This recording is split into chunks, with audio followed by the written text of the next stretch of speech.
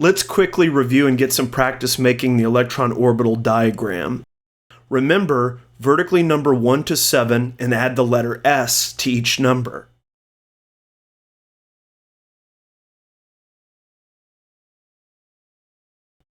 Next, to 2s, number 2p to 7p.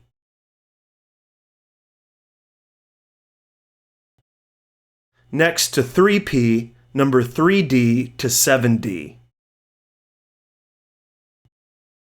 Lastly, next to 4d, vertically number 4f to 7f.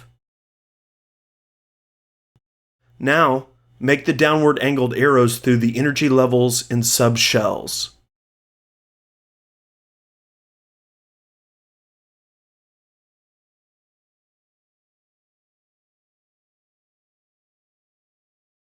Now that you are armed with your